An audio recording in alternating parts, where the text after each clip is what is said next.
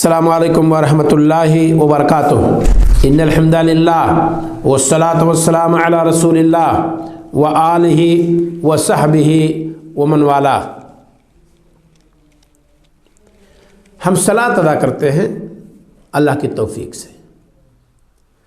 صلاۃ کے لیے نکلنے سے اور اس کے لیے تیاری کرنے سے اور سلام پھیرنے تک، یعنی صلاۃ سے فارغ ہونے تک بہت سارے اعمال ایسے ہیں جو قابل فضیلت ہیں اور اجر و ثواب کا باعث ہیں، اور ان کے اجر و ثواب کا تذکرہ بھی کیا گیا ہے۔ اسی چیز کو ہم یہاں ذکر کریں گے کہ شروع صلاۃ سے لے کر کے سلام پھیرنے تک کون کون سے مواقع ایسے آتے ہیں جہاں بندہ اجر و ثواب کو کما سکتا ہے۔ سب سے پہلی چیز جو میں ذکر کرنا چاہتا ہوں وہ ہے صلاۃ میں تہجیر۔ کیا مطلب تہجیر؟ یعنی اول وقت میں مسجد کی طرف جانا، کسی بھی صلاۃ کے لیے۔ اذان ہو گئی ہے یا اذان سے کچھ پہلے ہماری کوشش ہونی چاہیے کہ ہم مسجد کی طرف چلیں۔ ذرا دیکھیے اس تعلق سے ایک حدیث ہے۔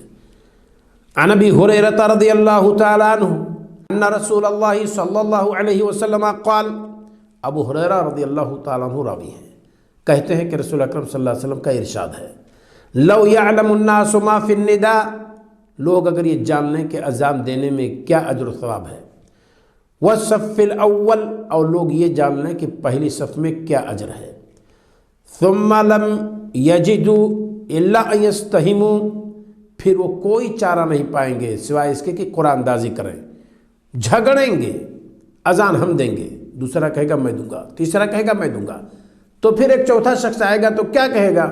بھائی جھگڑتے کیوں ہو، قرآن اندازی کرو، جس کا نام آئے وہ اذان کہے۔ یہاں تک نوبت آ جائے گی۔ لوگ اگر فضیلت جان لیں اور لوگ یہ وہ جان لیں کہ صف اول میں کیا اجر ہے، وہاں بھی جھگڑ پڑیں گے۔ صف اول 50 آدمی کی جگہ رکھتی ہے اور معلوم ہوا کہ 60 آ چکے ہیں، تو 60 تو نہیں آ سکتے۔ اب وہ جھگڑیں گے کہ وہ ان 60 میں سے کن 50 کو لیا جائے۔ اگر فضیلت لوگ جان لے تو پھر فیصلہ کس پر ہوگا کہ بھئی قرآن اندازی کرو، جن 50 کا نکلے نام وہی صف اول میں رہیں گے۔ تو گویا کہ اذان دینے میں اور صف اول میں بڑا اجر ہے۔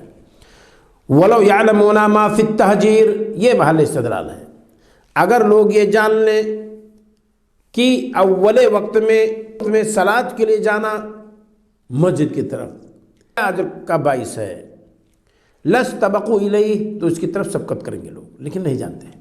اچھا، اس طرح سے اجر چھپا دیا جاتا ہے اس کی اہمیت کو مزید بیان کرنے کے لیے، لوگوں کے ذہن میں اور اسے بڑا بنانے کے لیے اجر چھپا دیا جاتا ہے۔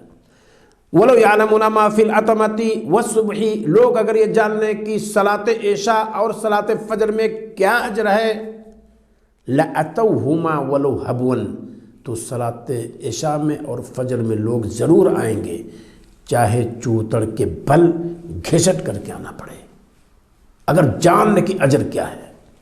یہ رسول اکرم صلی اللہ علیہ وسلم کا ارشاد ہے، بخاری کی روایت ہے، نمبر ہے 615۔ یہ حدیث جب سلف کے سامنے آئی تو ذرا دیکھیے ان کا کردار کیا رہا۔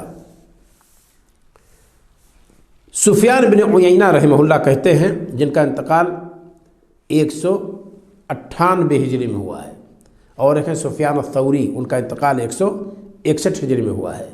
جیسے امیر المؤمنین فی الحدیث شعبہ بن حجاج القشیری رحمہ اللہ کا انتقال بھی 161 ہجری میں ہوا ہے، اور بعض لوگوں نے 60 کہا ہے۔ یہ دو امام ایسے ہیں جن کو امیر المؤمنین فی الحدیث سے ملقب کیا گیا ہے، اور تاریخ وفات ایک ہی ہے۔ کون؟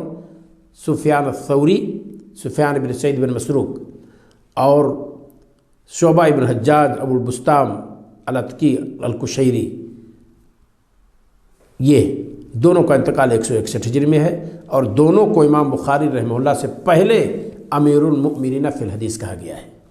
امام بخاری رحمہ اللہ کا انتقال 256 ہجری میں ہے، اور امام شعبہ شعبہ بن الحجاج القشیری کا انتقال 161 میں ہوا ہے، سفیان بن سعید بن مسروق الثوری کا انتقال 161 میں ہوا ہے۔ اسی طریقے سے اسحاق بن راہویہ امام بخاری رحمہ اللہ کے استاذ ہیں، ان کو بھی امیر المؤمنین فی الحدیث امام بخاری رحمہ اللہ سے پہلے کہا گیا ہے۔ تو کیا کہتے ہیں یہاں، تو میں نے کہا کہ یہاں سفیان بن عیینہ کا تذکرہ ہے۔ کہتے ہیں لا تکن مثل اجیر السوء، ایک برے عامل کی طرح مت بن، لا یاتی حتی یدعا، کہ کام پر نہیں آتا ہے یہاں تک کہ بلایا جائے۔ آپ واقف ہیں اس سے، ایک دن کے لیے کسی کو مزدور رکھ لیجئے تو صبح سویرے 2 مرتبہ جائیے، پھر جائیے اسے ناشتہ کرائیے، پھر جائیے اس کو بلانے کے لیے، تب وہ آتا ہے۔ تو کہتے ہیں کہ برے مزدور کی طرح مت بن۔ یشیر انہ یستحب، آپ کیا کہنا چاہتے ہیں؟ کہتے ہیں گویا کہ مستحب ہے اتیان المسجد قبل ان ینادی المؤذن، کہتے ہیں کہ پسندیدہ ہے مسجد آنا اذان دیے جانے سے پہلے۔ یہ سفیان ابن عیینہ کہتے ہیں۔ شرح الصحیح ابن رجب کی ہے، جلد نمبر 5 صفحہ 352۔